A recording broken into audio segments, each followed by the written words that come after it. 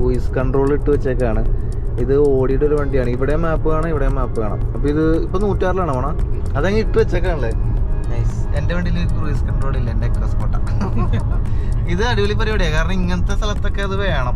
കാരണം ഇത് ലോങ് ഇങ്ങനെ പോകാനായിട്ടേ ജസ്റ്റ് കാലും ചവിട്ടി ഇരിക്കണ്ടല്ലോ. നാട്ടിൽ ഇതുപോലത്തെ ഫ്രീ വേസ് വരുമ്പോൾ നമ്മുടെ നാട്ടിൽ കിട്ടില്ല റോഡൊക്കെ വരുന്നുണ്ട്. ആ സമയമാകുമ്പോൾ നമുക്ക് ഇതേപോലെ ക്രൂയിസ് കൺട്രോളൊക്കെ ഇട്ട് പഠിക്കാൻ പറ്റുന്ന അവസ്ഥയിൽ വരും. ജീലോങ് വഴിയാണ് നമ്മൾ പോകുന്നത് കേട്ടോ.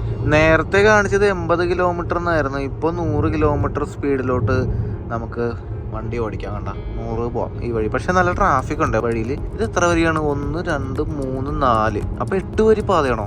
പ്രധാന ഹൈവേ നിന്നും ഒരു ചെറിയൊരു എക്സിറ്റ് എടുക്കുകയാണ്. ഇത് ഇവിടെ ഉണ്ടല്ലേ BP, ബ്രിട്ടീഷ് പെട്രോളിയം. നമ്മുടെ ജിയോ പെട്രോളിയം ഇത് തന്നെയാണ്. ജിയോ പമ്പിന്റെ ഇവിടെ സൈഡിൽ എഴുതി വെച്ചിട്ടുണ്ടല്ലേ BP. അത് ഇതാണ്. ഞാനൊക്കെ ആദ്യം വിചാരിച്ച് ഭാരത് പെട്രോളിയം എന്നാ.